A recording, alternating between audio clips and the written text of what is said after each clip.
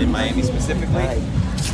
In the 80s, you get this influx of drug money and drug cartels. You got rival cartels in the city of Miami and in South Beach. Dade County had 200 murders in 1978. By 82, there were 600 murders. And so we're stacking bodies on top of bodies. Needless to say, there are a ton of stories in this city. I'm about to tell you a few of them that not even locals know. But South Beach is now known for its parties, its great beaches, its nightlife, and a few things like this. So this is the Versace Mansion. It's the third most photographed building in the United States behind Graceland and the White House. And when it was built in 1930 by a man named Alan Freeman. Alan Freeman was like a playboy heir to a bunch of money, and he was traveling the world, and he fell in love with a building in the Dominican Republic that was built by Christopher Columbus's grandson. And so he falls in love with the building. He says, I want to bring it to South Beach. So actually a few of the bricks from the original building are in this building here. And so he builds it. It's apartment style at that point. He's got the whole top floor, and then he shares out the other apartments, families, friends. He's really living it up. He dies less than 5 years after building it. It's not like a ghost attached to it, but it's strange that the first owner passed away in this building. So then it goes up for sale. It gets turned into a hotel in the 1940s, and it's a really, there we go. It's a really well-to-do hotel, and it's like open to fanfare. They don't put any money into it over the years, and so by the 1980s, it's really run down. The neighborhood's changed. Instead of like the upper class living here, it is starving artists and drug addicts. And that's the state that it's in when famed Italian designer Gianni Versace bumps into it in the early 90s. And he says, there's something about this building I need to have. I need to own this place. I want to live here. This is going to be my South Beach mansion. So he has to get the people that are living there out of it, but he does. They do a huge renovation, turn it into 8 rooms, 8 bathrooms, 4 kitchens. He puts the pool in. It's all marble and gold laced. And when it's open, it is like the place to be on South Beach. Madonna's seen here, Elton John's seen here. It's like the who's who is seen here on South Beach, and they really live it up for the next few years. You fast forward to October 1997. Versace was a morning person, unlike the rest of South Beach. So he gets up, 6 o'clock in the morning, goes for a walk, goes to the corner, grabs himself a copy of The New Yorker, a copy of Vogue, a coffee, and he's walking back, enjoying the morning, turns the corner onto the steps, and a shadowy figure comes out and shoots him twice dead on the steps. So the media descend on the place. It's like carnage on South Beach, shake up in the fashion world, but there's also a nationwide manhunt for his killer. A guy named Andrew Cunningham. He's 28 years old. He's already wanted for 4 other murders by the FBI, none of which are related to Versace. So they're tearing up Dade County. They're getting tips from all over the nation. We're at 11th. He's found at 42nd Street on a houseboat, death by apparent suicide. And so they never get to put the pieces together as to what connection he had with Versace. And so there are hundreds of theories that have been spinning around, but the biggest one is that maybe they were mob related, and that's because this place is full of secret passageways and secret exits. So there's one by the pool where if you turn the sundial to the correct place, you can exit out to the beach. So I'm not sure if that was built in from the original owner or whether Versace knew that he had to get out of there in a hurry and didn't that day. But that's like one of the biggest things that's attached to it. So in the family wanted nothing to do with it. Versace family was like, no, this was his baby. We don't want anything to do with it. They put it up for sale. It gets turned into a nightclub for a few years, which did really well, but then went out of business in 2013. It went up for sale. It was almost bought by former President Donald Trump. And then, does anyone remember Jordache Jeans? So the heir to the Jordache Jean Company bought it and turned it into what it is today, which is Gianni's, which is a restaurant hotel. You can find out what it's like to stay there. It's $1,000 a night to stay there. Oh my! You can get dinner reservations, but they do push you through pretty quickly. But the staff there all know that something went down. They know why people are taking photos. The person who built this place, or the person who's made this place famous, was gunned down right on the steps. And they may or may not know that the original owner also died in that building. And so they say it's a work in two situation up on the top floor.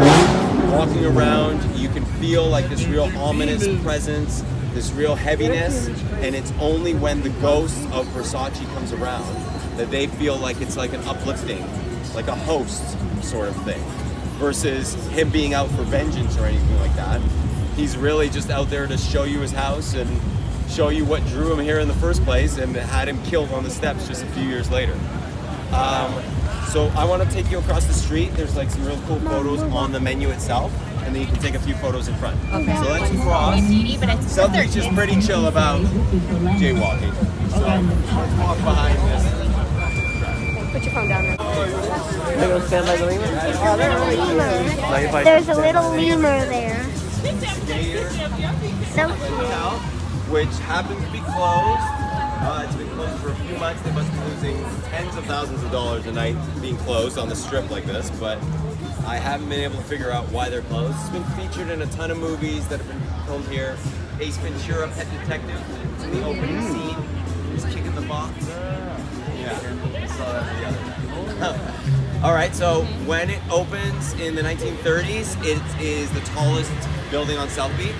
It no longer holds that distinction to today, but it still is like this big ode to the Art Deco style that started in Paris and really took hold here in South Beach.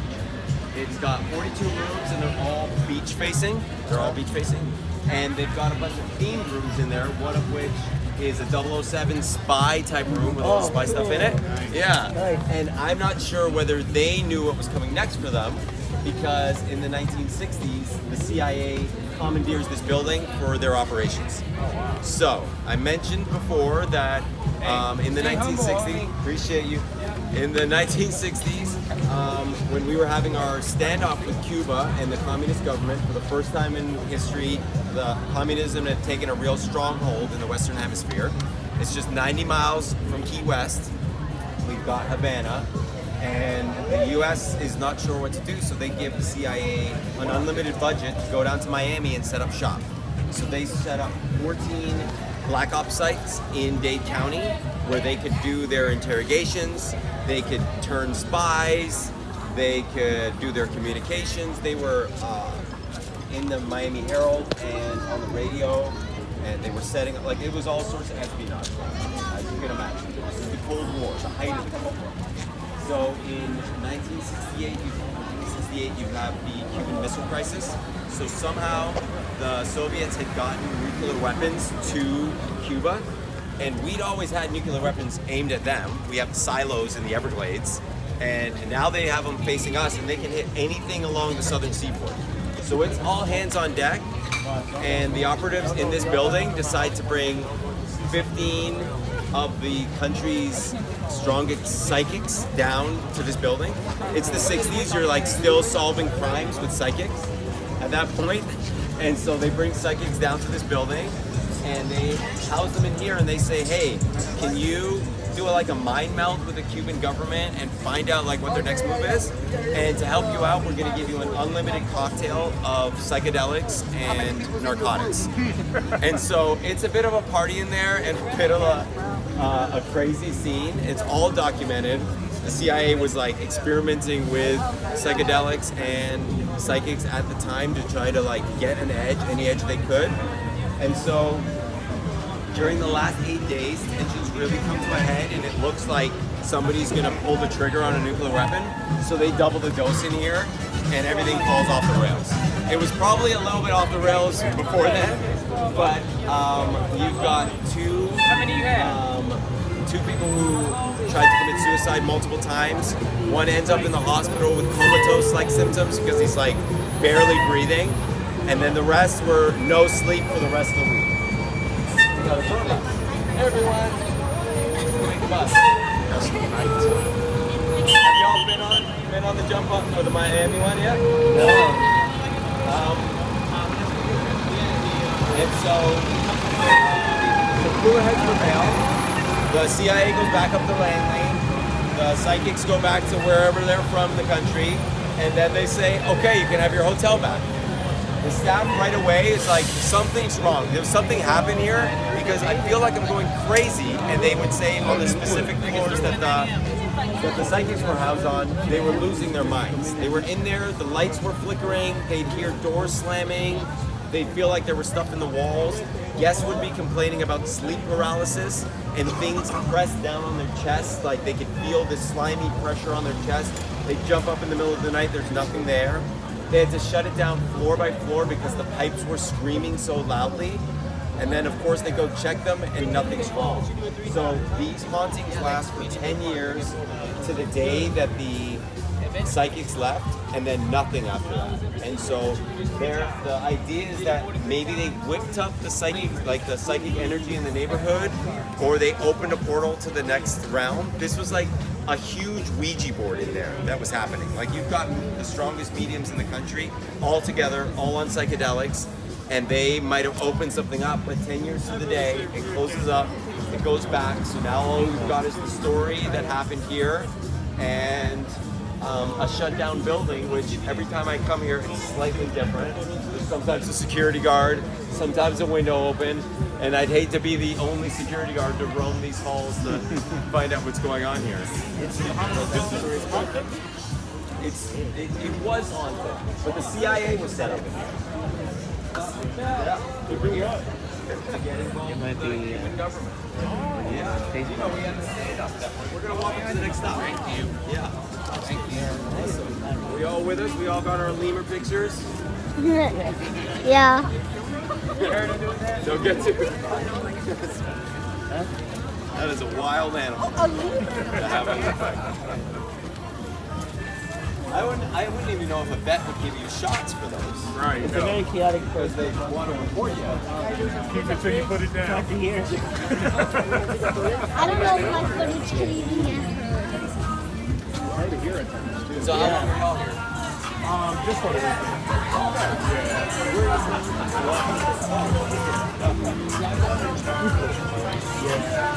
That drive takes a whole day out.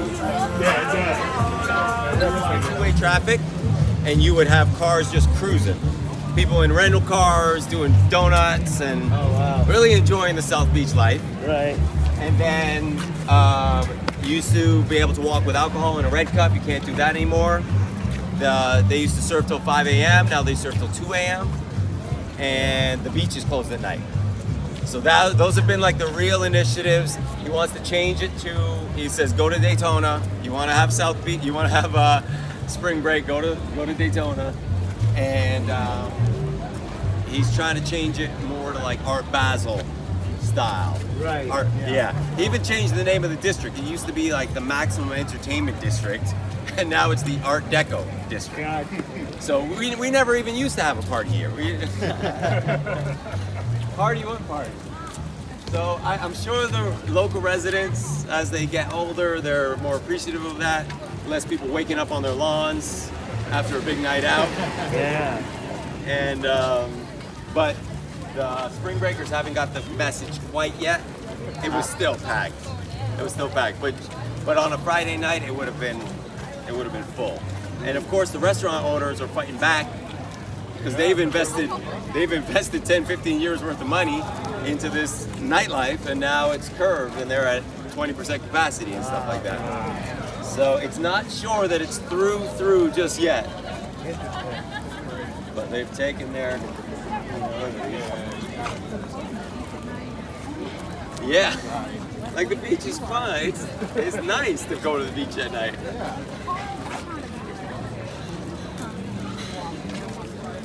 Yeah.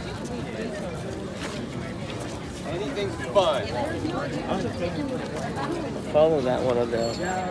I think it was that in the military hired psychics to try to remote view what the communists were doing in Cuba, and they basically turned the building into a giant Ouija board. There's been weird activity ever since. That's I heard him say that last part, but it didn't follow how that I happened. heard it, but I don't know if the video heard it. Yeah, The fans heard it. it's interesting.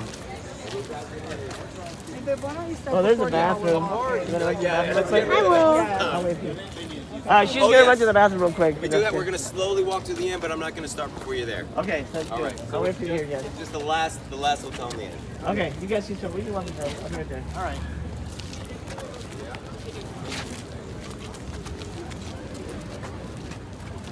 You have to film this. He's not talking. Make sure you check those photos when you get home. That's I when will. you'll see like a hand on one of these people's shoulders, maybe, or This has been of going light. off here and there. So. Has anyone hit like a 3 on their? Not on yet. their I've meter? got a 3 a few times. Okay. You hear that? Well, they know I'm out here. I do this tour several times a week. They know I'm out here talking about them. I try to keep it respectful. All right, they're catching up with us. It's great.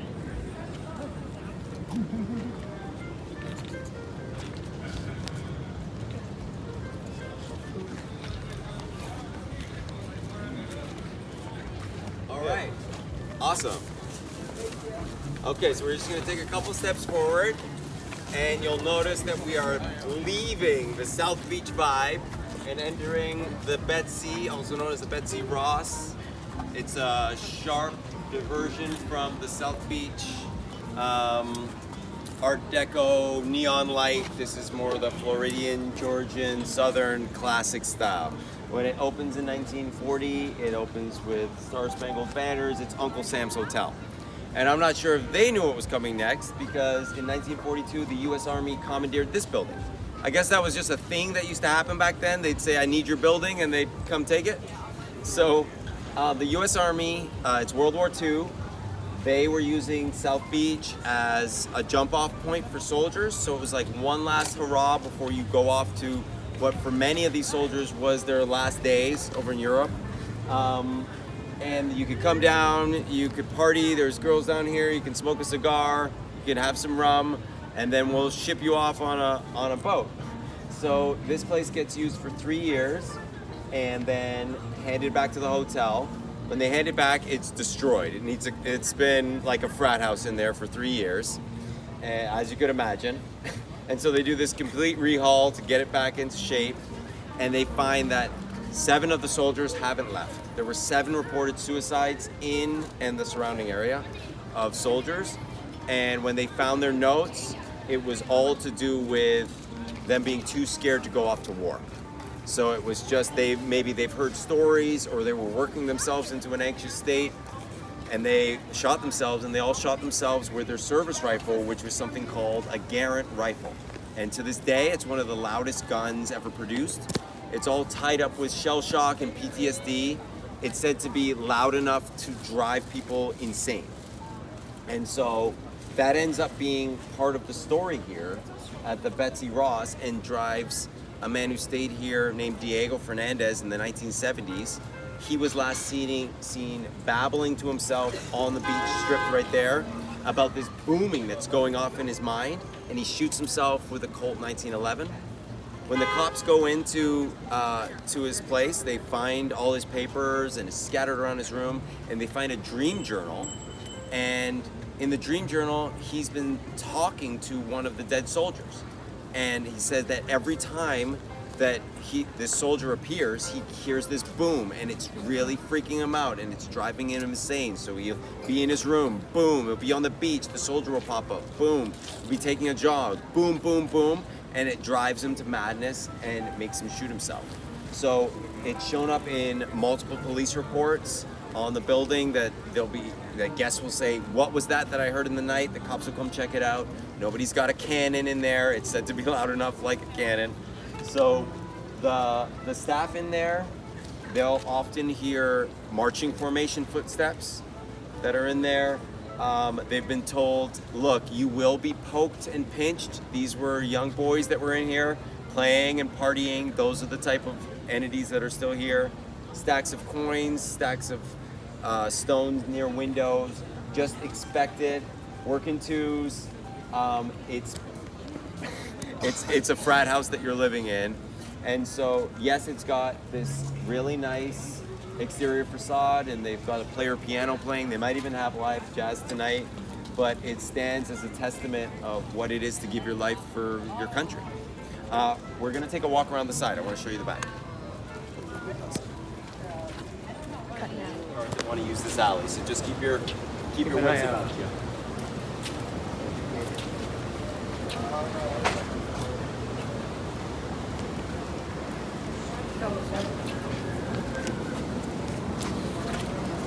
See the lights, the thin lights? Alright. I'm showing them how it's just like dirty pipe, and then pretty much. Gotcha. That sounds like dirty, but also Here. pretty. Oh, there is a car coming, so just be aware. Watch out, buddy. We'll let the car come through. There you go. And then y'all can see the Betsy orb. Oh, what the heck? There it goes. That's weird. Yeah, this is part of the mayor's initiative to turn South Beach into an artistic walkabout. It's Wow. the orb. And I think it's a walkway between the two buildings. It's turning. Oh. It's spiking pretty heavy. Are we getting a hit? Yeah, we are. Maybe. Okay. Maybe what's it's it turning? I think maybe this is between the two buildings. Weird. Yeah, what's This it is getting? Also the Betsy up here. You can see another What's it art getting? piece here, which is poems about South Beach. You can see where they kind of start with the bolded writing or the. What is slowly that? Is walking that this way. like inflatable or something? Or plastic? It's here. It's built into the structure. Oh wow. Yeah. That is. There's a window right next to the person, Yeah. and it's blocked by the orb. Like that's your view. Is the orb. It's the orb. Wow. That's crazy. Your view is a white wall. Well, there you go. And it feels like there's a little bit of paranormal activity going on these EMF meters back here. Yeah. Spiking?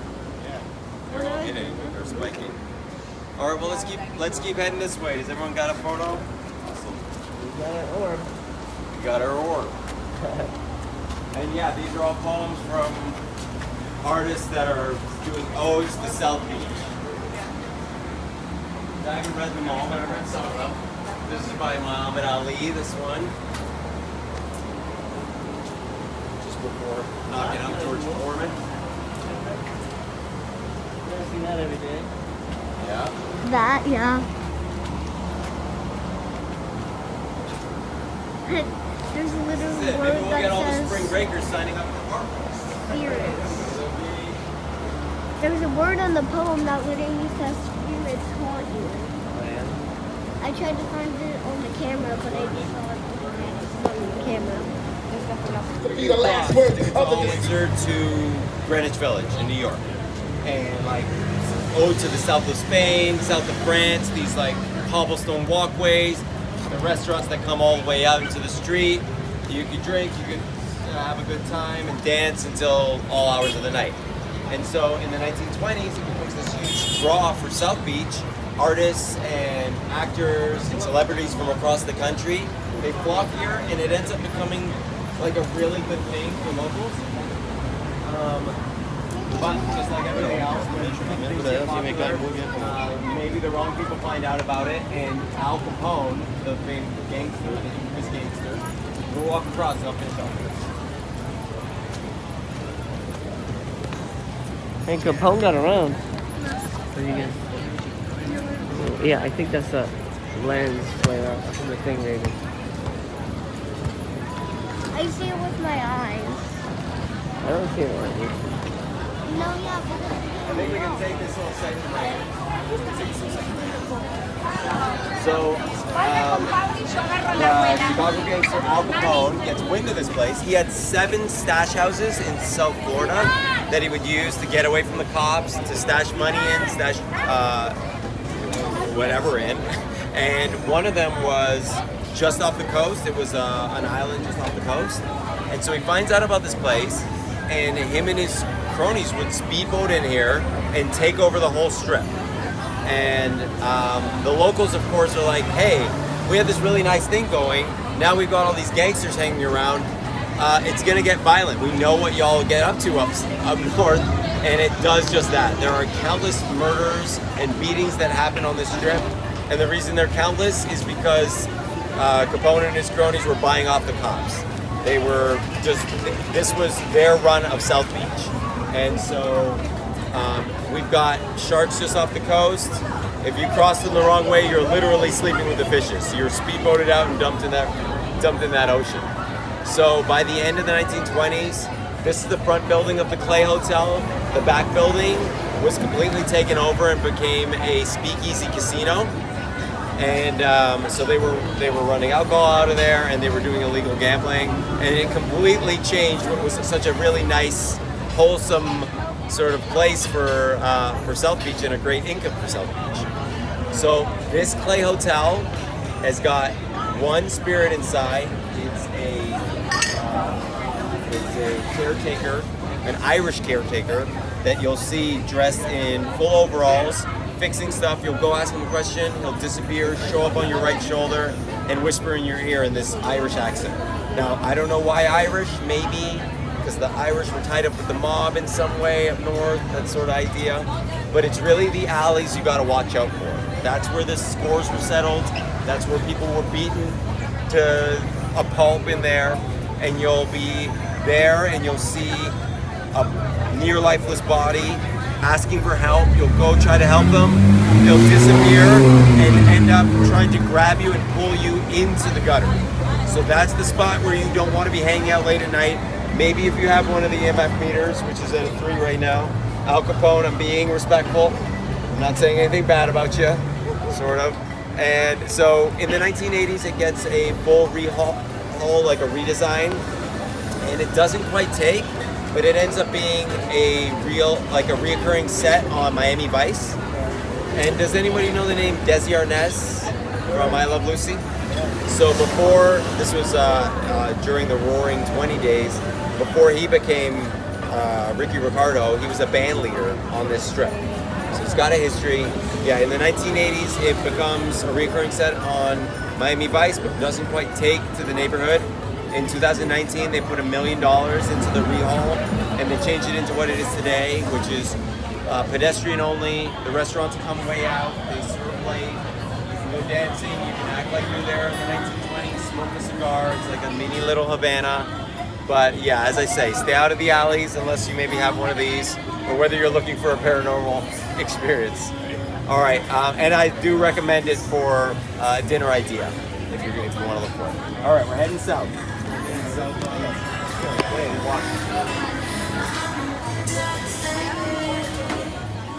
Do you go to a haunted school? No. Okay.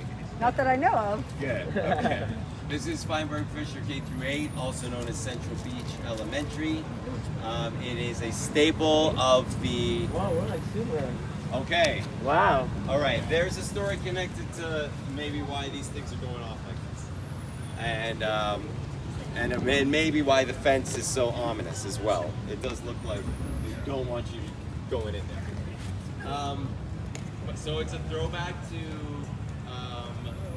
like a golden age where you could buy a hamburger and a Coke for 10 cents. Anybody who's in the neighborhood has had somebody who's gone to the school. But it's also a throwback to the golden age of construction in Miami. So we all know we're kind of in the hurricane belt down here for sure. And in the 1920s, when they were building up the city, Miami got hit with back-to-back hurricanes in 24 and 26, and they wiped out all the new construction.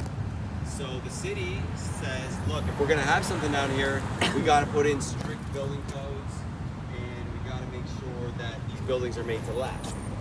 So they put in these hurricane-proof buildings, and this was built at that time. This was built under that regime where they were really building buildings to last.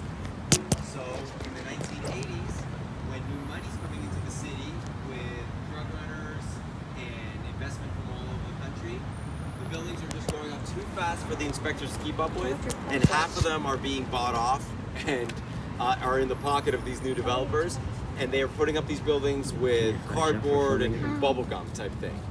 And the hope is, as long as they're not built to be hit by gale force winds. So we make it through the whole of the 1980s, and there's nothing but tropical storms happening, so they're fine. The 1990s start, and they think, hey, maybe we're gonna get away with it again. 92 hits, and you get Hurricane Andrew, which is the big one even to today. It's the big hurricane that hits. So It was supposed to be a Category 2 storm that hit Jupiter, which is 70 miles north of here. Ends up being a Cat 5 hurricane that hits, the epicenter is just 40 miles south of here. We've got 165 mile an hour winds, 180 mile an hour gusts, and it really takes out the city. To give you an idea of the extent of the damage, it knocks out the zoo. And so you've got like wild animals roaming the city. All the large ones were caught, but it knocked out the Burmese python breeding facility, and they all got swept into the Everglades. Now, when I first got here, I thought the Burmese python was about this big. They're like half the size of this tree. They're a big problem in the Everglades, and they breed prolifically. They're actually, as a side note, you can hunt them, and you can make money. They pay you by the foot.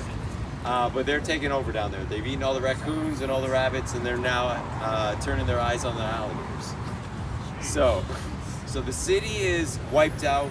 All this upward trajectory that they had in the 80s, all this money that was coming in, the families on the uprise, everything's wiped out. Everyone's investments are wiped out, and there's this real sense of PTSD, and there's like a heavy cloud in the city. To the point where there were 2 reported suicides in the school. These are kids like younger than grade 8. So, yeah, it is really sad. And like when a whole community gets wiped out like that, you don't know where it's going to show up.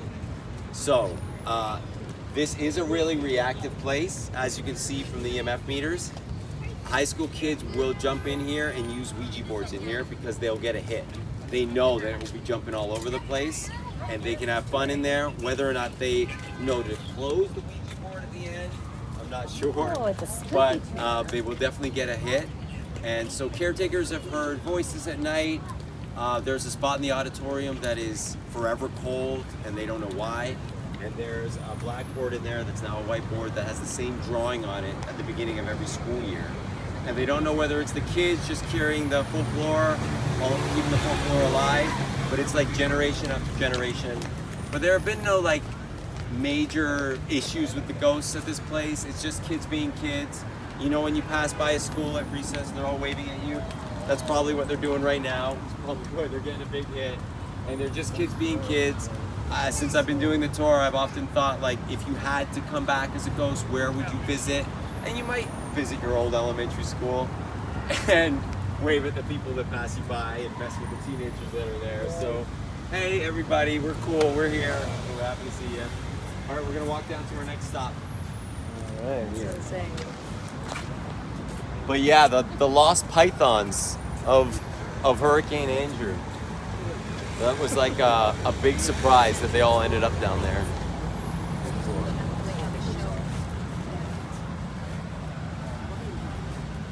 So where are y'all from originally?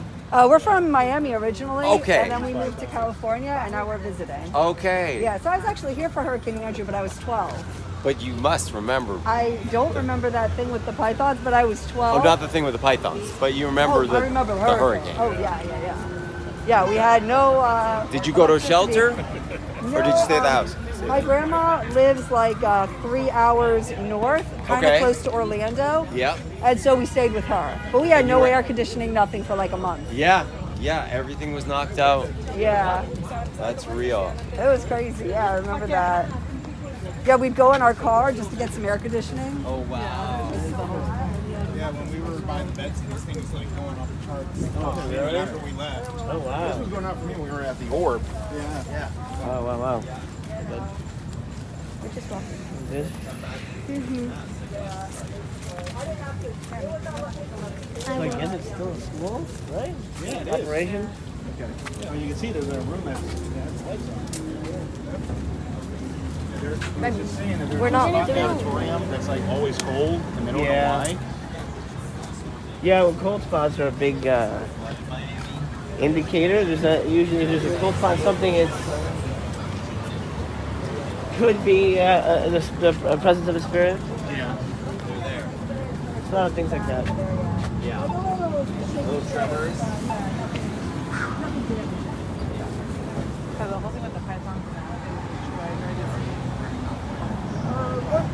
Instagrams of I actually just took an economical science class.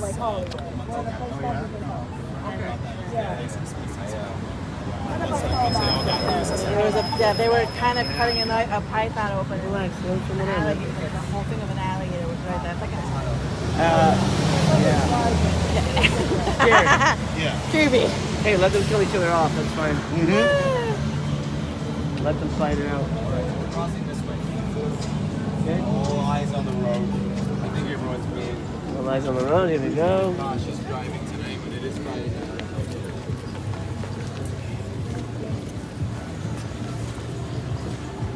You guys look okay. No. What happened? You know We're- what? You guys going to have to stay for dinner here. Yeah. I don't like it here. Alrighty. What it's like. Let them pass, give them their space. I have a bad vibe here.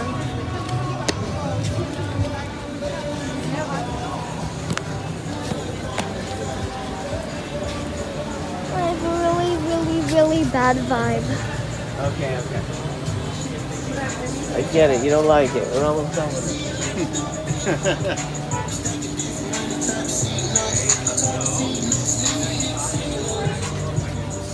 You know what? I forget who's supposed to go next for Guilty Pleasure. It was I remember it. It's I can't remember his Okay. name. So this is our Julian? next stop here. Huh? Julian? Yeah, I think it's Julian. This is Max Club Deuce, which is at 222 14th Street, hence the Deuce name. It's the oldest bar in Miami, and so it got its license in the 1930s, but of course it was serving long before then. And like anywhere that serves heavy drinks, it's been popular with locals ever since. It is our dive bar. Everywhere else in Miami is trying to like raise their profile, add martinis to the menu, and Max Club Deuce stays the same.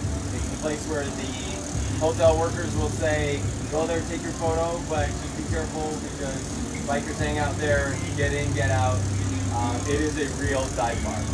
And so in the 1980s, it gets an injection of cash because Don Johnson was using it as a wrap party place for Miami Vice. And what do they do with this extra money? Do they change the menu? Do they put in new lights? Do they change the decor? No, they keep it the same. They put in a pool table and they redo the 30 minutes. countertops. It is got a reputation to maintain, and that reputation shows up in the Miami Herald a number of times, notable times. Is that man 30 falls minutes. asleep a mountain of cocaine on countertop at Club Deuce. Drag queen beats up her drug dealer with an iguana, says she owed him money. And then, of course, the local biker gang chases off Hells Angels, say they were hogging the pool table at Max Club. So it's got an infamous reputation, and they like to keep it that way. In the 1960s, it becomes a literal graveyard. The ownership changes hands in the 1960s, and the previous owner put a stipulation in their sale that they wanted their ashes turned into the countertop at the bar. So this is a big thing down in a bar in Key West, where you can donate your ashes and they'll turn them into bar stools and stuff like that. And it's basically, this is where we used to drink, we're gonna keep the party going. So the locals start getting wind that this happened here, and they decide to do it themselves. They're gonna bring in ashes of their loved ones they used to drink here, sprinkle them in the corners, flush them down the toilet, like, hey, you're forever part of the plumbing now. They're stuffing them in legs of bar stools and plastic bags. And it is like becoming this local graveyard for people who used to drink here. So like anywhere that has actual human remains built into the structure of the building, it's gonna have a bit of spook to it. So consider you'll be drinking at the bar, you'll strike up a conversation with a Vietnam vet, and then a couple hours later you'll look at the mirror behind the bar and you'll find you've been drinking there alone, and there's just you and a couple of shot glasses. You'll be playing pool there. And okay, we've struck up this beautiful conversation. Let's go outside for a smoke. You hit the door, and it's just been you by yourself. They say that there's actual faces of patrons in the toilets looking up at you, saying, "Hey, I guess thanks for the last little splash of beer."